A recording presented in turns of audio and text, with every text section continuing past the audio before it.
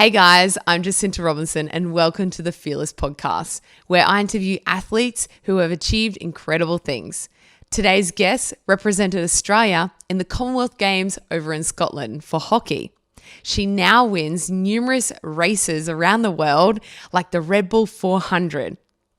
She is a dear friend of mine and I'd love to welcome Meg Reeves. So Megsy, you've just come back from the Great Pyramid race in Cairns and it's 12 kilometres up and down the mountain. You were 8th overall behind the man and you were 13 minutes in front of the lady that came second. You won the event. Congratulations. Thanks, Jacinta. How do you go about going into a race like this and having no idea on what you're in for? Because you haven't done it before, hey? No, I haven't. And ever since we moved to Queensland about a year ago, I'd heard a lot of people rave about the Great Pyramid race in Gordon Vale. And I thought, I'd love to give that a crack, but I much prefer going into an event not really knowing what I'm in for. I mean, most people are the opposite. They like to be prepared. They like to know all about the terrain so that they can plan and sort of be strategic during the race. But I just prefer going in blind because I get really excited and I just go hard. And then I was halfway up the mountain. I thought, wow, like now I know what I'm in for, but it's too late to, pull back or to pull out of the race. So I just sort of keep trying to go hard. And then if I go back again next year, I won't be as excited because I know what I'm in for now. Yes. You might hold back on the steam a little bit. Yes, for sure. Yeah. Right. That's crazy. And how that would be incredible. Like the view, is it all across Cairns or how does it? I got a view about 3/4 of the way up. I looked out to the left and it was beautiful all over the sugarcane farms, like really green. Yeah. And I loved that view and I always try and look for the view. A lot of the athletes, they won't take in any view because it's sort of, I guess it takes you out of the zone and it can distract you and you can trip. But for me, that's one of my rewards for working so hard and climbing up so high is to get the view. But when we actually reached the summit, we were in a cloud. So unfortunately we didn't have a view. Oh. But beautiful. Yeah. And is the terrain, is it dry? Because Cairns is drier than Brazil, or is it? Oh, actually, they've got a bit of they have quite a lot of humidity. And their rainfall is quite substantial. So it was really varied terrain. It was very rocky. Then there was sort of dry patches where it was quite slippery in parts, and then there was a bit of jungle with vines. So it was really varied. Most races just tend to vary between one or two terrains, but this particular race had a bit of everything. Oh, that's awesome. Yeah. I was reading up about it and it said you get disqualified if you don't have a hydration pack. You do, yeah, because actually the race originally used to be run at 2 p.m. in the afternoon. Oh my God. And it's warm, and last year, I think it was last year or the year before, quite a few athletes had to be helivaced off the mountain. Wow. Yeah, so it's quite grueling in nature, and then you add the weather. Because it'd be hot. It's hot, it's muggy. Yeah. So you have to carry hydration, and you actually have to wear the race singlet as well. I've never competed in an event where you get disqualified if you don't wear the race singlet. Oh, so really? In your race pack that they give you before the race, you have to wear the bib, which is great. It kind of adds that sense of sort of camaraderie amongst all the competitors. Yeah. And it looks lovely. Like there was this year the bibs were blue, so it was sort of like a sea of blue, Racing up. Yeah. Oh, yeah, cool. So how long did it take you from the ground up to the top? How long? And back down? So from the ground to the summit took me about an hour. Yeah. And then I think I finished in about an hour and 40 or an hour and 41. And coming down, do you find that as hard as going up, or do you feel like coming down it's a lot easier? Or I wouldn't say it's a lot easier, but going up, you're essentially redlining the whole way. And when I say redlining, I mean what does that mean? Your heart rate is pretty much max. Yeah. It's just unrelenting because the incline never stops. You don't have any sort of periods of flatness halfway up to to lower your heart rate. So the whole way your legs are screaming out to stop and your lungs are screaming out to stop, but it's really just your mind that takes over and will enable you to continue climbing it at pace.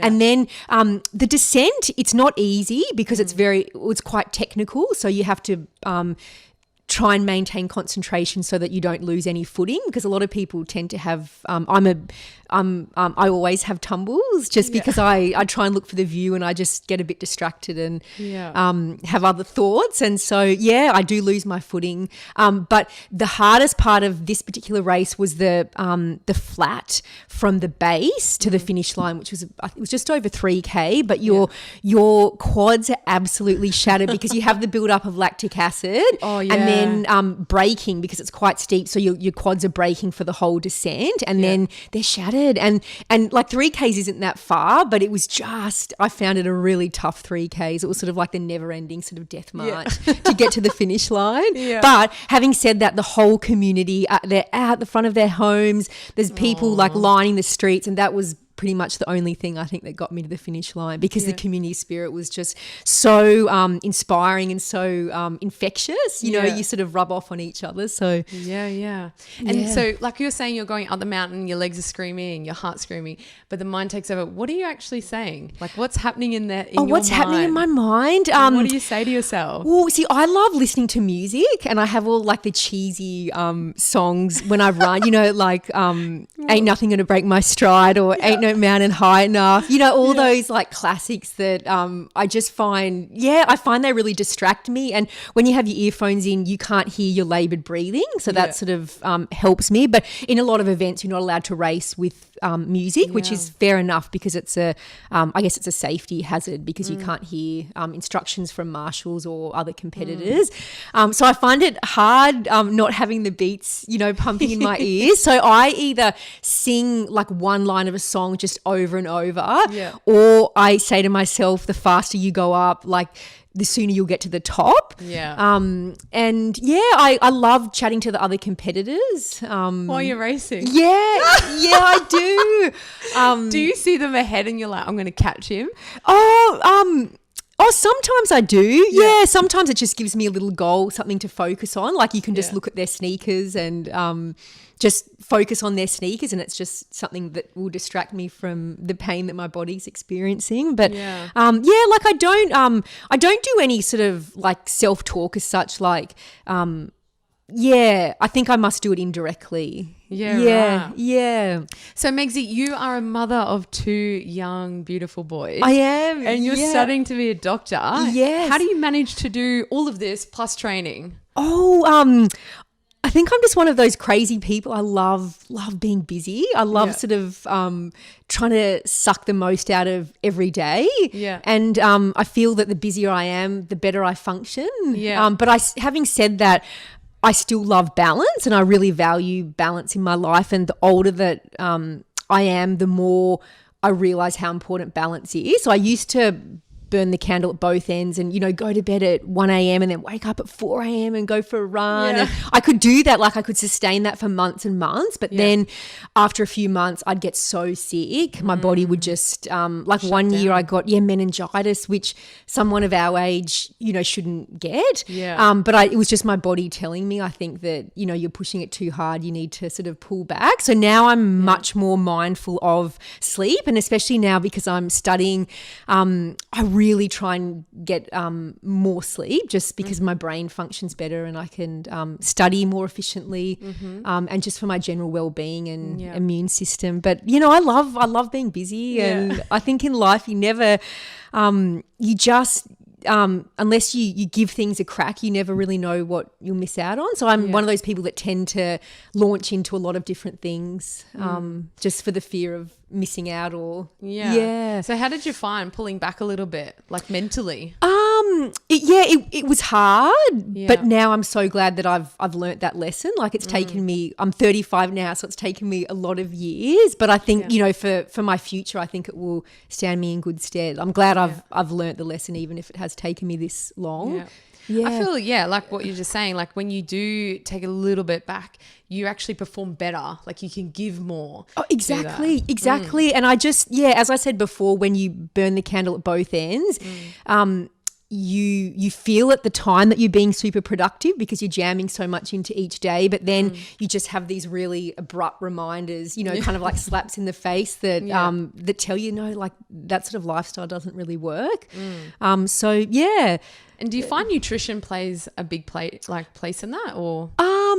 Oh, I wish it did for me. I'm really interested in nutrition, but and I try and embark on eating cleanly. Yeah. So I was one of my best friends has MS, and one of the treatments for MS is the fecal FMT, fecal microbiota transplant, where someone that's has like a healthy gut microbiome can donate their poo, and it can be implanted in someone that who's so that was. And what does that do?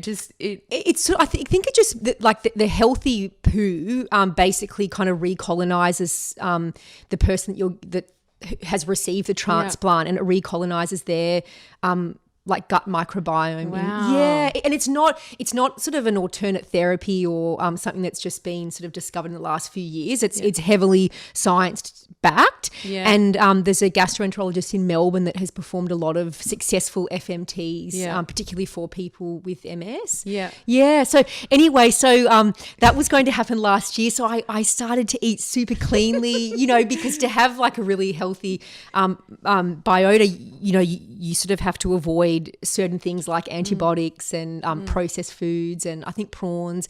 Anyway, so I started eating really cleanly, but then when my friend her other treatment pathway worked so that I didn't have to give her try and give her my poo, then so then I stopped. So then, but I think nutrition plays a huge role, and I'm very interested in it, but I need to sort of work on my nutrition. Mm-hmm. Yeah. What do you think you're lacking? I think I would love to eat cleanly all the time. Yeah. I think. What does cleanly mean for everyone listening? Just basically food in its sort of raw form. So when I make like a stir fry, I use like a jar of stir fry sauce, or just for me that's convenient. And sort of processed foods, our family, we do a lot of travel and we'll just sort of eat on the run and just grab, you know, whatever's convenient. But if I was more invested in nutrition, I think I would have had things pre-planned and just eaten much more sort of raw forms like fruit and vegetables, and not things essentially out of packets. That are sort of my go-to foods, I guess. Well, I think the way the world is becoming, there's more of these options available. So, definitely. And people are busy, like you are yourself. So there's great food companies that can. But when you're traveling, that makes it hard, like because you go into an area that you have no idea. You're like, oh my God, what do I eat? So you tend to just eat what you've always eaten. That sort of But I feel I think I'm healthy. Like overall, I feel like I'm a really healthy person. But I do believe that there's so much research out there now that, you know, inflammation in the gut can lead to inflammation in the brain, and a lot of psychiatrists prescribing sort of clean diets for their patients who have mental health conditions. And I think like that's huge, isn't it? You know, that like exercise and diet are sort of being placed on the same level as the medication that these doctors are prescribing. So it goes to show that, it can really have a significant impact on well-being. Yeah, I agree. It's crazy. I love reading all these tests. Like it's phenomenal what they're finding out. That's right. And the thing is that with diet and exercise, there aren't essentially any side effects, whereas with medication, there will be, or more often than not, there will be side effects. But exercise, the side effect will be, you know, muscle fatigue or soreness, but that's a sign, you know, that's a positive sign. Yeah, and you get stronger and better. And exactly, And I think the nutrition complements that. So it all is a great thing, really, at the end of the day. Definitely. Yeah. So Megsy, you are an extreme athlete. I've noticed that you had 9 wins in the last 3 years, man. That's crazy. Like with all your mountain events. Tell me about the physical and mental prep before an event. Like, do you train heavily, or do you get like a crazy nutrition and go, okay, just before the night I'm going to have this and this? Or tell me about the lead up. The lead up, I guess, I'd love to train super hard, but with like obviously family life is my number one priority. So I tend to train about 3 or 4 times a week. And when I train, I love it and I make the most of the time. So I guess I try and train on terrain that's similar to the race that's coming up. So if I love like mountain running, as you said, anything that's steep. So I love training on that sort of terrain. So I try and find some steep hills where I can. I don't really, I'm not someone that gets sort of super nervous. Like I don't have any like interesting rituals, I guess. I do try and eat. I used to try and eat, if it was an early morning race, I'd try and eat a massive dinner the night before, but I think that's all been disproven now, and it's actually like the breakfast and the lunch of the day before that's actually far more important. Because if you have a big dinner, when you actually start on the start line the next morning, your body's still processing, digesting. So I've shifted that a little bit. Would you say have a lighter meal? Like a pumpkin soup and a bit of bread. And then if I'm doing an event, like I always try and have a goo before. I don't know if that's just a psychological thing, but I do feel like it. What's a goo? A goo is just, that's a brand, I guess, but just like a boost of carbohydrate, instant carbohydrate that generally come in a little like a sachet, and it's that like sticky goo-like texture, a gel. Okay. And then it's like a boost of energy, right? It is, like and I have sugar and I have that about 20 minutes before the start of the race, and then sometimes I have I have like Cliff Blocks, so they're just sort of like cubes of like carbohydrate goodness. So I have them during an event, if the event's sort of more than an hour. Okay. Yeah, right. So you can pop them out. That's really easy. Yeah, it's super easy, and you just chew them. They're quite sticky, so you always have to have them with water. But generally, like I wear a hydration vest, or in the event, in events you can have water along the way. Yeah. And then what about, like you say, you don't really have a ritual, but like for the mind. What do you do? Like if you know like this race you've never been or you have been, are you saying anything to yourself? Or I'm just excited. It's just, like it's pure excitement of the unknown. I love it. I really thrive off it. Which I think is quite unusual, because most people, as I said earlier, prefer to know exactly what they're in for. But I've just always been someone that it's funny because I'm a super organized person. So you'd think I'd be the other way around, but for racing I'm not. I love maybe that's the beauty of it, the adventure that you love. And I think because I don't get particularly nervous, I know that sometimes when you do get super nervous it can run a bit of amok with your guts, and people can have trouble I guess that's saying, you tie your stomach in knots. But like physiologically it can actually happen. So I think I'm always quite relaxed because I'm excited. I do have, like the adrenaline, the endorphins helping me along as well. Well, they've proven like you can take it either way now. It's the same feeling. It's just determined on how, if you want to be excited or be in that like fearful mind. And so that's awesome that you're like, I'm pumped, I'm ready. That's right. So Megsy, you have 2 trophies, and I know that you have many more. How come you don't keep your trophies? I guess I'm not a materialistic person. I just never have been. And like, for instance, my wedding dress, I sold my wedding dress, but I still am madly in love with my husband. It's not that I'm, it's just that I feel I don't need, something tangible to remember, or I don't I don't find trophies for me aren't they don't inspire me or they don't motivate me. It's just more remembering the event or the experience. The experience, I guess. So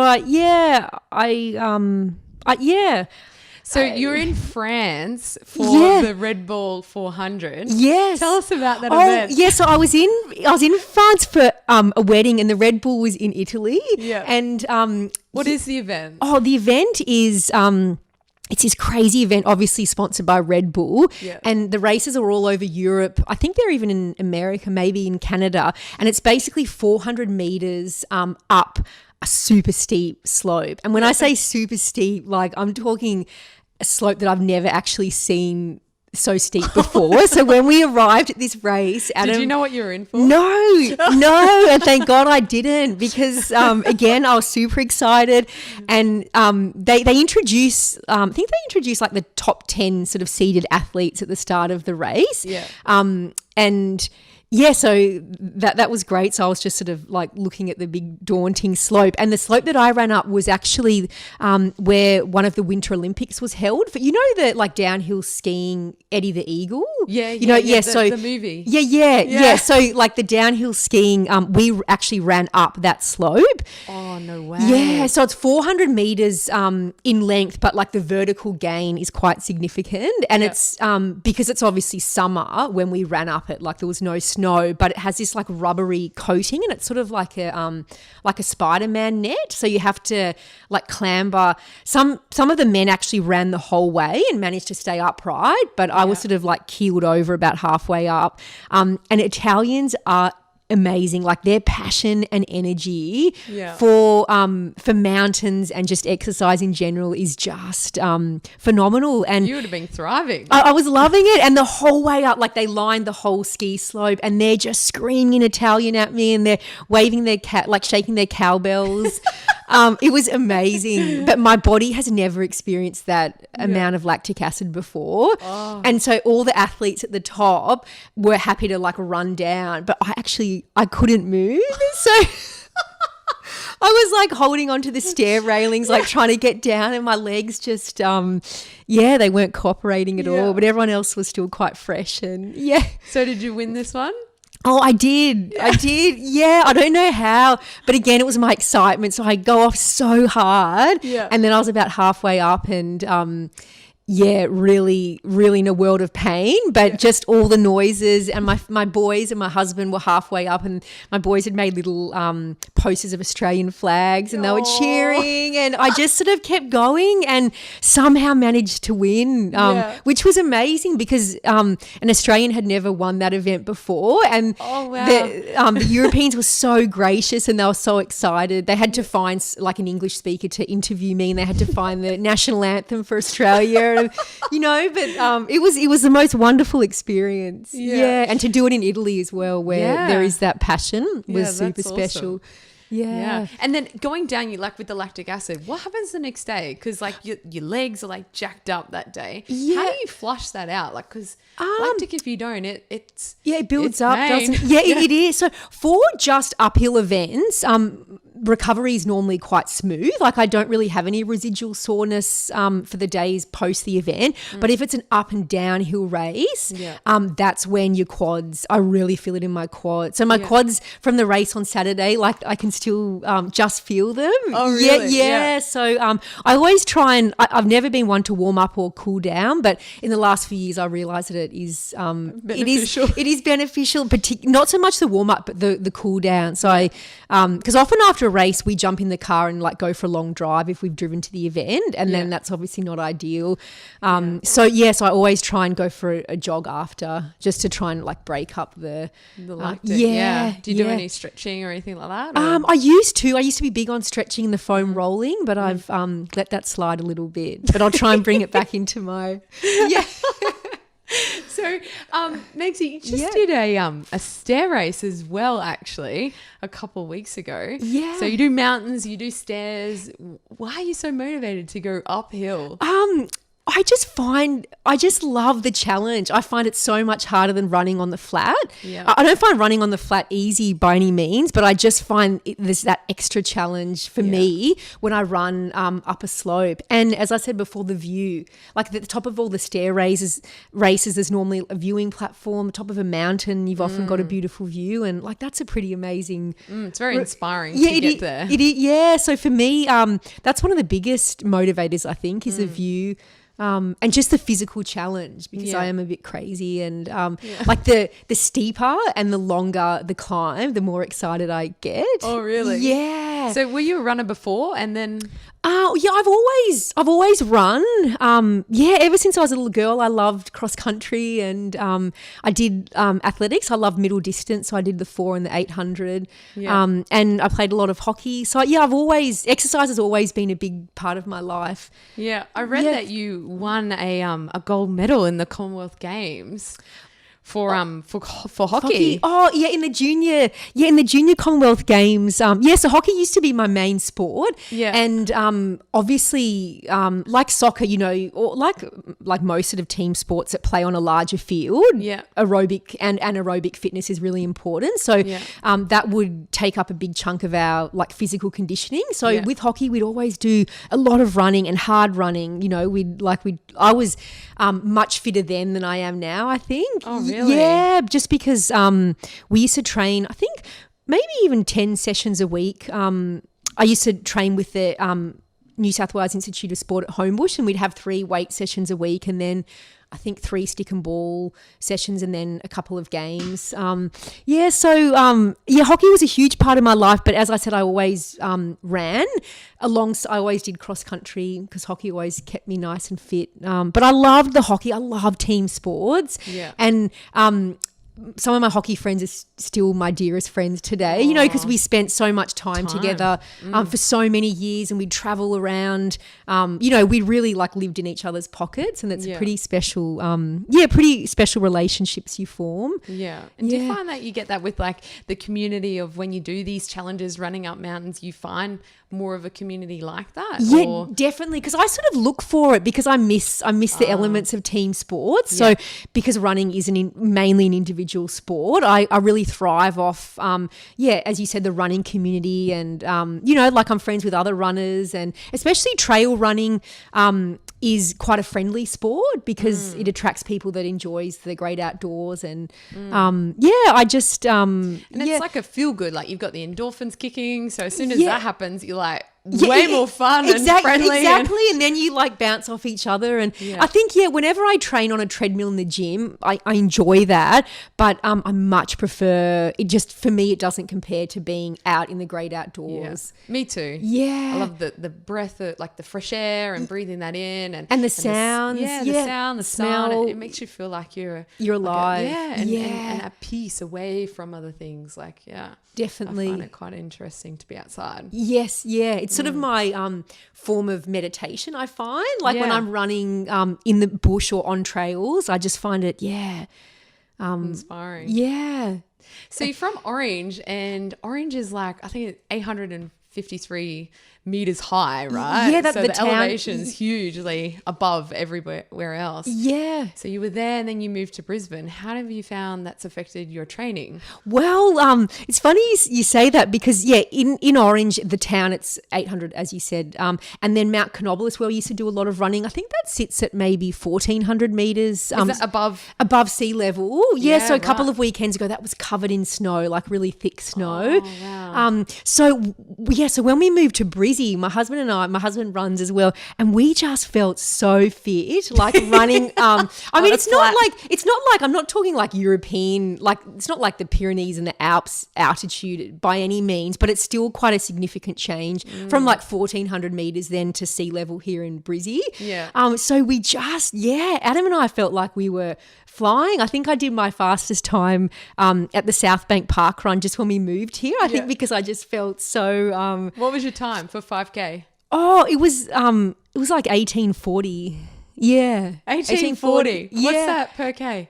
No, I think it's like 335 maybe. Holy or 340. Smokes. I'm not sure. Been flying. But we were so excited to move to Brizzy, and it was so sunny and at South Bank Park Run each week there's like hundreds, 500, 800 members of the community. So that's a great run. It's great scenery and Yeah. So being in orange, tell us about the training. Like, how is that, like being up high, how does that make you a better runner? I think it's harder for your body, like physiologically. It's all to do with like the oxygen efficiency, and it's obviously harder to run at high altitudes. As I said, though, I'm not like, you don't go to orange to do altitude training like the professional athletes do.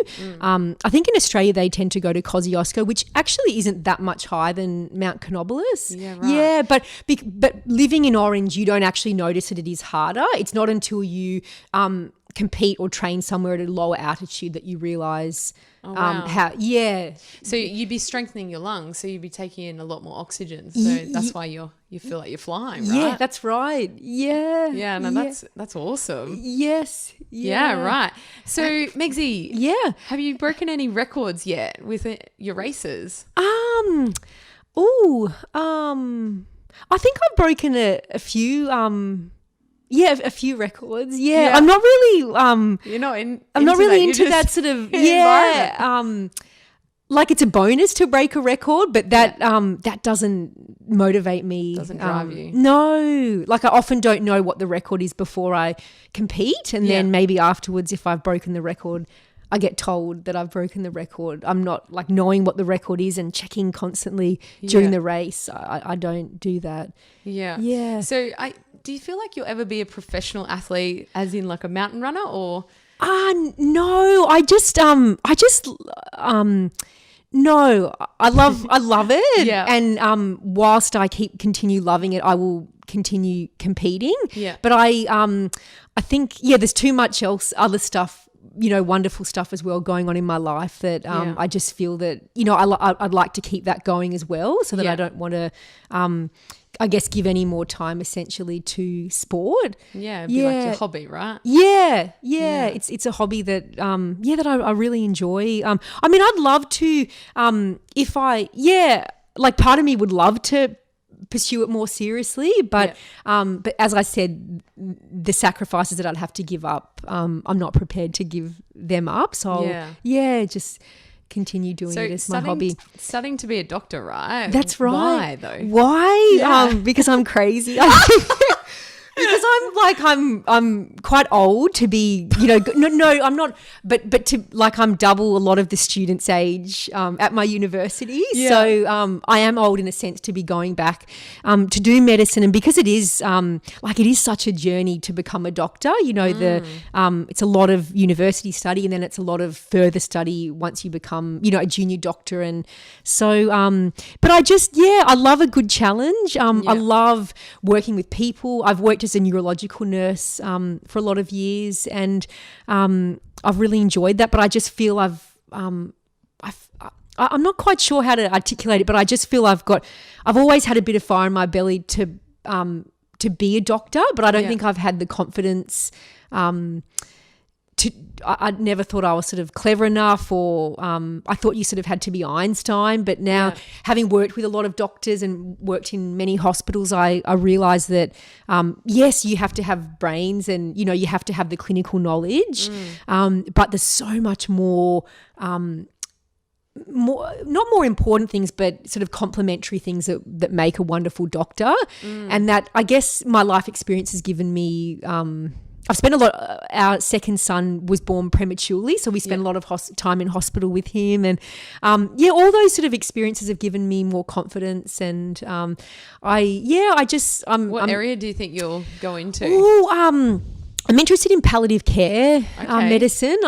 I did a lot of sort of palliative care. I worked with people with Parkinson's. That was my last job for 4 years. And a lot of the people I worked with had advanced Parkinson's disease. So I did a lot of sort of palliative care nursing in that. And I know it sounds morbid, but we are all going to die. Like that's probably the one given in life. So I think, to work with people and in their final stage of life, for me, is a huge privilege, and I think you can make such a big difference. Yeah. So yeah, I'm really interested in palliative care, also rural medicine, because we've lived rurally for about half of my life. And the other area of medicine is retrieval medicine. So, because I don't have a whole lot of fear, I'd love to work in helicopters and be, like winched down. Yeah, but who knows? I'll just try and enjoy the process as much as I can and see where it takes me. Oh wow! Yeah. And how long will that take you to pursue it? Maybe about 10 years. Yeah, so I've got 4 years at university, and then a couple of years of junior doctor years in the hospital, and then it depends on what pathway I choose to take. There. Yeah, so it's a huge commitment, and in my mind I'm sort of seeing it as a marathon. Like I'm trying not to peak too early. Yeah, going too hard. Yeah, because it's a long journey. So. Yeah. Right. So Megsy, tell us your advice for everyone listening that they want to go into a race and they maybe feel a little bit nervous about it. What's your advice? Oh, my advice is because I know when I've done it, I've been like, oh my God, I need to do a nervous wee, and then I'm like overthinking it. Yeah. My advice is that don't let the nerves deter you just because you're feeling really nervous or really anxious. Try not to pull out of the event, before it starts, or try not to pull out of the event during the event. But I just think nerves are not necessarily a bad thing. They can work in your favor. And if you are super nervous, it's always great to try and find a buddy that you can do some training with, and you can set your goals together and pick the same sort of goal race or aim race. Yeah. And then it's more of a journey that you can share together, and you can egg each other on. And if one of you are having a sort of semi-lazy day, the other one can, give you the, exactly. But I just think, the amount of joy that exercise gives me, I would love for so many people to jump on that bandwagon and experience it for themselves. Yeah, that energy that you get from especially running, I'm only brand new to running, and I think it's so different to being in the gym. Like when I was in the gym I felt good and I was like, oh yeah, but then running it's like I feel free or something. It's just totally different. Yeah, it is different, isn't it? It's I'm not sure if it's because of you have more of an endorphin release with running. But to me, if I run early in the morning, it sets me up for the whole day, and my whole day is far more productive than if I don't run. I can just think more clearly. It's difficult to describe, but yeah. But I just think, particularly for me now having children, I love being a role model for the boys in the sense that I love that they see running and exercise as a really normal thing to do. We walk to school every day, and to them that's just really normal. And for them to run is a really pleasurable thing, and I love that. I think especially kids these days with childhood obesity rates increasing, and obviously the use of technology is skyrocketing. So I think getting the kids moving and outdoors as much as possible, becoming habit, not a have to do this. Exactly, or something that if they do then they get a reward at the end. I think it should just be something that kids should look forward to, and it should be a treat for them to actually move their bodies. Eating, you get excited about a certain meal. Exactly. I totally agree. And I guess if we put that in place a little bit more, then we wouldn't have so much of the obesity. Yes. Among other things. I think it's a very complex health issue. But certainly. Well, Megsy, it's been so beautiful having you on the podcast. Thanks for having me on the show. So thanks for sharing everything about you. And I'll post about your race details below so they can all check you out. Thanks, Jacinta. Thanks so much for your support, guys. If you're listening to the podcast, please leave me a 5-star written review. If you're on YouTube, like and subscribe so you can keep up to date with these incredible stories. If you're not on YouTube, jump on over so you can see this week's episode of the Fearlss Challenge. So Megsy, what's your Fearlss challenge for me? My Fearlss challenge is, I initially thought the stairs, Yep. and I challenge you to race up multiple levels of stairs, but I want to take you to next level and Yep. to take you to one of my favourite places in Brisbane, which is Kokoda Trail at Mount Cootha. Oh, wow. And I challenge you to run the whole way up the Kokoda Trail. Oh gosh, how far is it up? It's I don't actually know distance-wise, I think, but just make it a surprise. Okay. Yes. All right. I'm excited then. Just getting ready to head out to Mount Cootha for the challenge. You ready, guys?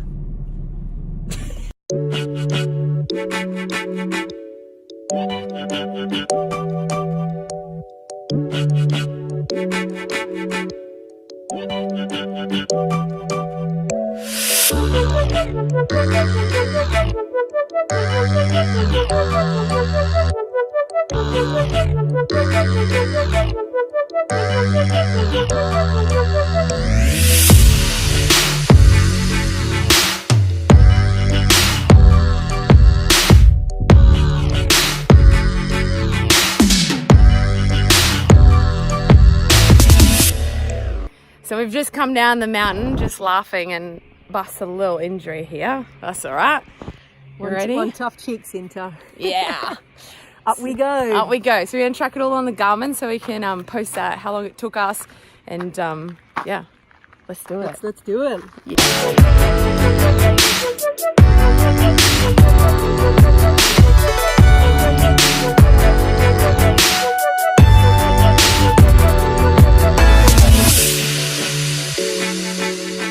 So, she's a gun.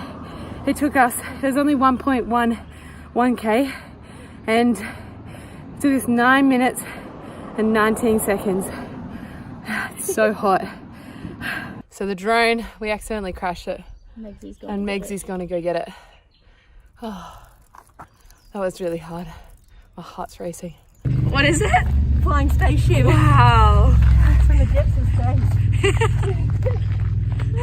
Just in a suffering. Oh, sorry, it's hard. You're a gun, Megs. That was crazy. Thanks for the challenge. Thanks for doing it with me. It was epic. I think I walked most of it. You Still smashed it though. You were singing the whole way up. Ain't no mountain high enough. Thanks for the challenge. Give us a high five. Yeah. Thanks, Cynthia. Yeah. We're on our way to check out Megsy in her race. Go Megsy! His best time was 2:24.18. Go Megsy! Hello! Thanks! Hello! I watched you win. You give Megs a hug. On the social climate of the 63's Andy Clegg. Megsy, what do you think about before the race? I'm just excited that my two superstars are showing up to cheer me along. So I'm not scared anymore. What's your plan? Do you like try to get in front of the pack or something? No, I just sort of get all excited. I run pretty fast at the start and then just get slower and slower as we go up. Oh, this is so exciting, everyone. Check out this. It's only 100 athletes. Have a look at Meg. Meg's another one. Meg is a medical student and she ran this race first last year. The atmosphere, the community, she absolutely loved it. It blew her away and she's running as the reigning queen of the mountain and our New Zealand twin race. She's looking forward to enjoying the opportunity to scramble up yet another mountain in Carrao. Number 3.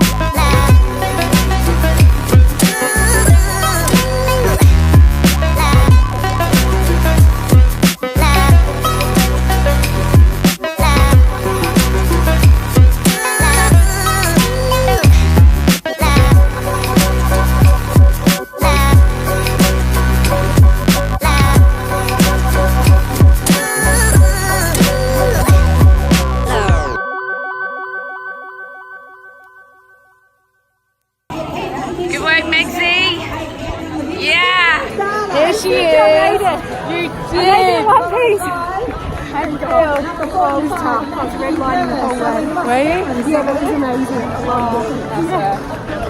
Super proud. How do you feel that you ran compared to last year? Oh, I think my time from last year was Really? I tipped over on the scoreboard and there was another male competitor in front of me. I went, game on, let's do this. Nice. Good work.